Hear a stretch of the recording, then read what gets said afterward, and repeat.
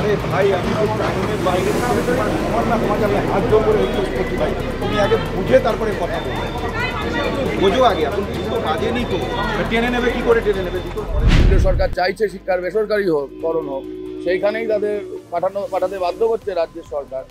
আমরা এই প্রশ্নেরই জবাব চাইব।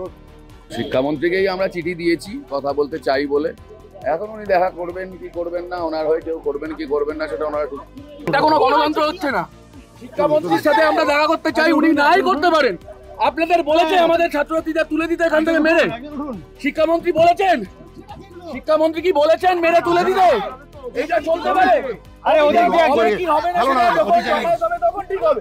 এখানে দাঁড়ানো যাবে না নাকি? সল্টলেক কি নিষিদ্ধ জায়গা? সল্টলেক কি নিষিদ্ধ জায়গা? সল্টলেকটা কি নিষিদ্ধ জায়গা কোনো? আরে ওই দিকটা না, ওই দিকটা উঠুন না।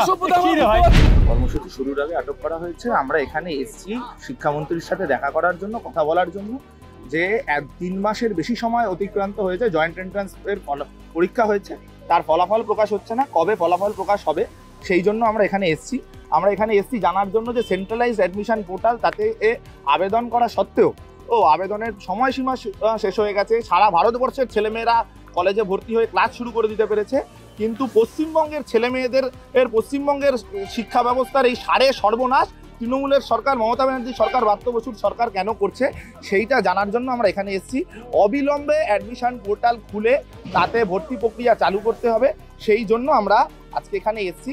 এখানে আসার পরে আমরা জানতে পারছি যে কর্মসূচি শুরুর আগে শান্তিপূর্ণ কর্মসূচি, শিক্ষামন্ত্রীর সঙ্গে কথা বলার ব্যাপার ছিল একটা, সেটা করার জন্য আমরা এখানে এসেছি।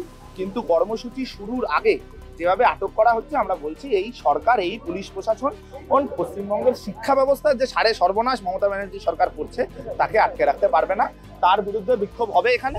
এতদিন পরে জয়েন্ট এন্ট্রান্স তার রেজাল্ট বের করতে পারছে না। আমরা দেখছি কলেজে কলেজে ভর্তি প্রক্রিয়া শুরু হচ্ছে না। একটা গোটা ব্যাচ হারিয়ে যাওয়ার পথে, শিক্ষামন্ত্রীর কোনো হেলদোল নেই। আমরা যখন শিক্ষার কথা বলি তখন পুলিশ অ্যারেস্ট করে, নারী সুরক্ষার কথা বললে পুলিশ অ্যারেস্ট করে, শিক্ষকরা নিজেদের দাবির কথা বললে পুলিশ অ্যারেস্ট করে। আমাদের দাবি যত দ্রুত সম্ভব জয়েন্টের রেজাল্ট বার করতে হবে।